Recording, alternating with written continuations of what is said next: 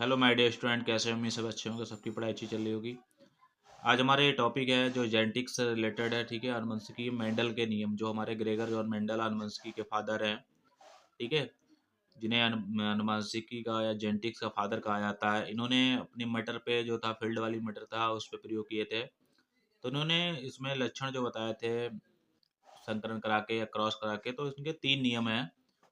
तो उनको हम डिटेल में बात करेंगे। ठीक है, एक एक करके नियम की बहुत अच्छी भाषा में समझेंगे, बहुत ही अच्छे तरीके से। तो आप वीडियो जो है वो लास्ट तक बने रहिएगा और देखते रहिएगा। इनके 3 नियम है। सबसे पहला नियम है प्रभाविकता का नियम, जिसे लॉ ऑफ डोमिनेंस कहते हैं। ठीक है, दूसरा नियम इनका है पृथक्करण का नियम, जिसे लॉ ऑफ सेग्रीगेशन बोलते हैं।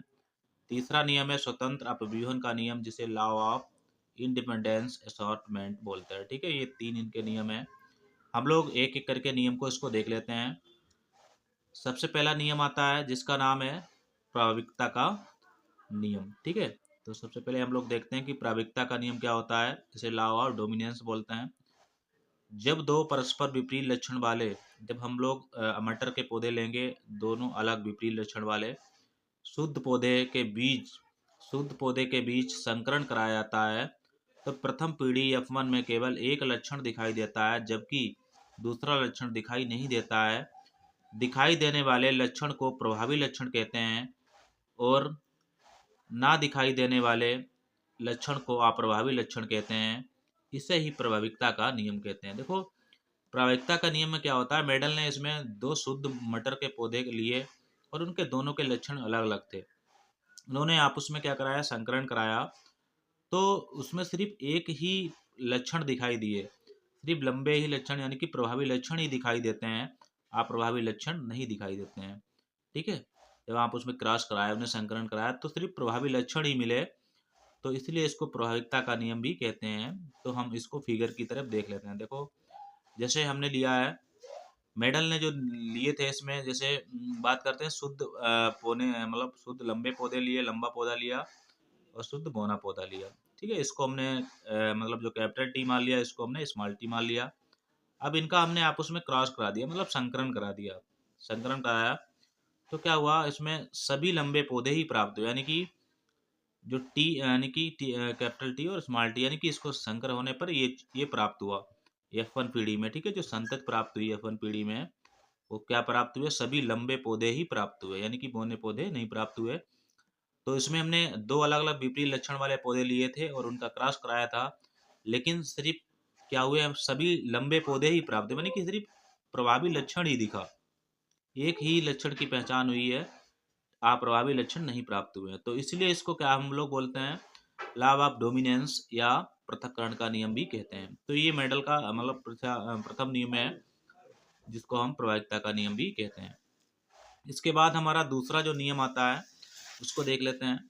ठीक है, दूसरा इनका नियम कौन सा है, दूसरा नियम का नाम है पृथक्करण का नियम। ठीक है, लॉ ऑफ सेग्रीगेशन इसको बोलते हैं।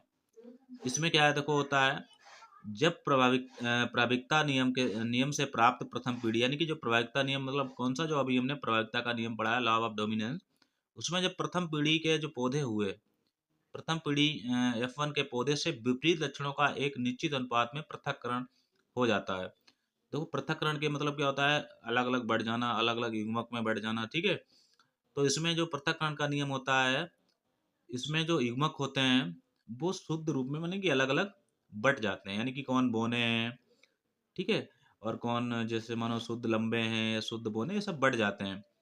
तो यानी कि जब प्रायिकता नियम से प्राप्त प्रथम पीढ़ी F1 के पौधों में विपरीत लक्षणों का एक निश्चित अनुपात में पृथक्करण हो जाता है, तो इसे पृथक्करण का नियम कहते हैं। इसे युग्मकों की शुद्धता का नियम भी कहा जाता है। जो पृथक्करण का नियम है, इसे युग्मकों की शुद्धता का नियम भी कहते हैं। ठीक है, तो देखो इसमें हमने क्या, इसमें मेडल ने इस तरीके से मतलब हम क्रॉस कराते हैं, इसमें हमने सेल्फ पोलिनेशन कराया। क्या कराया, जो F1 पीढ़ी थी, F1 पीढ़ी कौन थी प्रवाहिकता में, जो यानी कि जो हमें लंबे पौधे प्राप्त हुए थे, उनका हमने क्या कराया, स्वल्प परागण कराया, यानी सेल्फ पोलिनेशन कराया। तो देखो, ये शुद्ध लंबे पौधे हैं, इनको डबल टी कैपिटल मान लिया, इसको स्मॉल टी बोने पौधों को शुद्ध मान लिया। इनके बीच जब हमने प्रवाहिकता के नियम में क्रॉस कराया, तो हमारा क्या, लंबा पौधा ही संकर में प्राप्त हुआ। ठीक है, तो ये प्रथम F1 पीढ़ी में था। बाद में इनका हमने सेल्फ पोलिनेशन इनका करा दिया। आप आप उसमें क्या करा दिया, सेल्फ पोलिनेशन, ठीक है। तो सेल्फ पोलिनेशन में क्या हुआ, देखो सेल्फ पोलिनेशन में कैसे सेल्फ पोलिनेशन हुआ, जैसे हम इस फिगर की तरफ से देख लेते हैं। इसमें आप देख लो, जैसे ये टी है, ये कैपिटल टी और स्मॉल टी, ये क्या है, कैपिटल टी और स्मॉल टी, ठीक है। ये हमारे क्या है, शुद्ध लंबे पौधे हैं, ठीक है। एक एक मतलब संकर किए हुए लंबे पौधे। अब इनका हमने क्या किया, देखो यहाँ पे ये वाला कैपिटल टी से इस वाले कैपिटल से हमने क्रॉस करा दिया, तो हमारा क्या बन गया, दोनों कैपिटल टी बन गई, तो ये शुद्ध लंबे पौधे बन गए, ठीक है।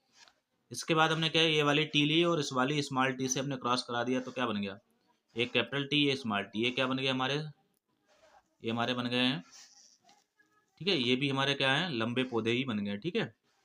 ये शुद्ध लंबे हैं, ये मिक्स है, ठीक है, मतलब ये लंबे पौधे हो गए। इसके बाद ये इसके बाद हमने लिया क्या, फिर एक स्मॉल टी और इस वाले कैपिटल टी से हमने इसके क्रॉस करा दिया, तो क्या बन गया, टी और स्मॉल टी, ये भी क्या बन गए, हमारे लंबे पौधे बन गए, ठीक है। इसके बाद हमने क्या, कैपिटल स्मॉल टी और स्मॉल टी का इसके क्रॉस करा दिया, तो क्या बन गए, दोनों स्मॉल टी आ गए।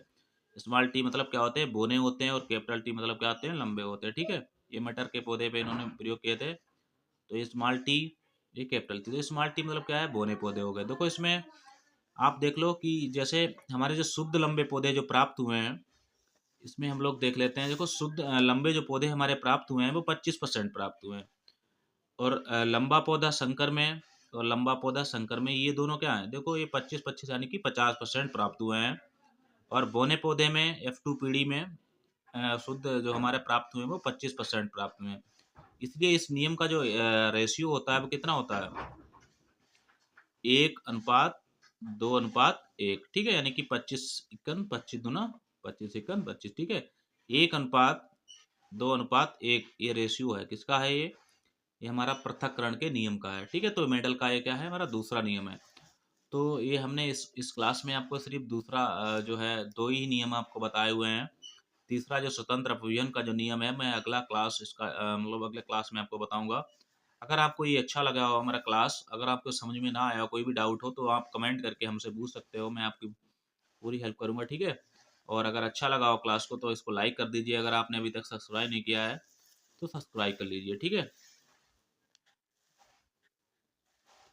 तो मेडल के कितने नियम है, 3 है, ठीक है। मेडल को हम लोग क्या है, अनुवंशिकी के फादर भी बोलते हैं। इनका जन्म जो हुआ था 12 जुलाई, वो 12 क्या हुआ था, 22 जुलाई 1822 ईस्वी में ही हुआ था, ठीक है।